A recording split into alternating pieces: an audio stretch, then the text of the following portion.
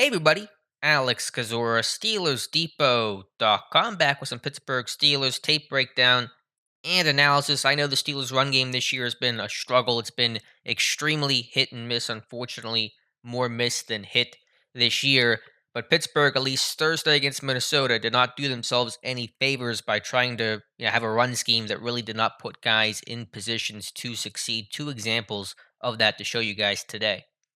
Both of these plays are going to be crack toss plays to the left here with Najee Harris. And what I want you to watch here is number 14, Ray McLeod. So the idea of the crack toss is the guys to the outside, the receivers, occasionally the tight end, they'll crack down on a linebacker, on a defensive lineman, and the offensive lineman will pull and run to the outside. And so that's the idea of the crack toss play. Pretty simple, but you're asking a small guy like McLeod to block a big guy like that defensive end there from Minnesota, and he predictably cannot do it, and this play goes nowhere. And so that's been an issue, probably more so in this Minnesota game. And you can't really understand what the intent or what the goal is, asking McLeod there to try to block down a big defensive end like the right defensive end on this play. And that's the big reason why this one goes nowhere. Credit to McLeod. I think he showed a lot of fight and kind of feistiness this year, and occasionally he's throwing a good block. But man, you're just not putting a guy to succeed when he's blocking a dude like literally twice his size. And so this run gets strung out here.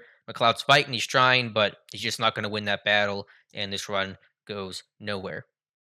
So not too long after that, the Steelers say, "Let's try it again, and we'll dress it up a little bit different. This time, we won't ask McLeod to block a defensive end. We'll have Chase Claypool try to do it. We'll motion McLeod away here on the snap, but again, get that crack toss action and watch Deontay Johnson here trying to block the linebacker. He cannot, and again, this run goes nowhere. And I think there's a little bit more grace here to the schematics of it because of the McLeod motion A, and then B.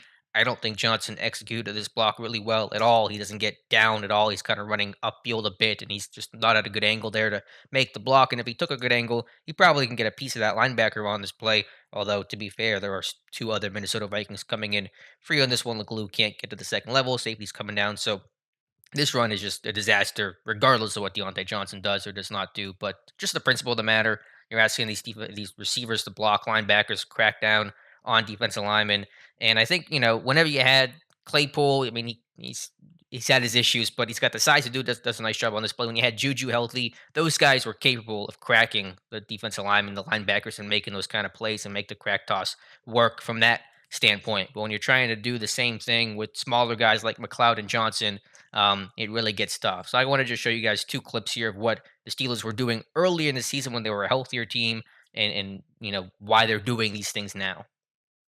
Looking back at week two against the Las Vegas Raiders, again, a toss play to the right here with Najee Harris. And we'll see Juju Smith-Schuster be able to block down on the left defensive end. That's Max Crosby on this play, and they're able to execute that block a whole lot better. Now, Claypool fails on his block on this play, and Hobbs almost makes a tackle. Harris breaks it. So, that's kind of besides the point. But the idea is when you had bigger, more physical guys like Juju, they could down block on the defensive end just long enough to be able to get Harris out there on the perimeter on the toss play. But when you have a guy that's half the size of McLeod or Deontay Johnson.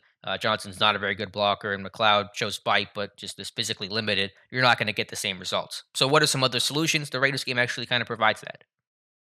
One thing the team has done and could continue to do is to ask guys like Pat Frymouth to execute the down block, the crack block on these plays. And this is also from the Raiders game earlier in this Las Vegas game in week two. And you see Frymouth execute the down block here on the defensive lineman. And that part of the play works. There's other issues on the play. Kendrick Green can't get out there in time. But putting all that aside for the moment, just focusing on the actual kind of crack toss part of it, Frymouth is able to do that because, of course, he's a bigger, stronger guy than Deontay Johnson or Ray McLeod. You just can't have the same scheme when your personnel is different and just say, okay, it's next man up mentality. And so we're not going to change things at all, despite, the inability for these guys to execute the way that the other guys could. Because, again, Deontay Johnson, McLeod are just smaller, less physical, and just worse blockers than Juju would be. And so I understand the mentality of, our playbook is our playbook and we're not going to change things and our guys just have to execute.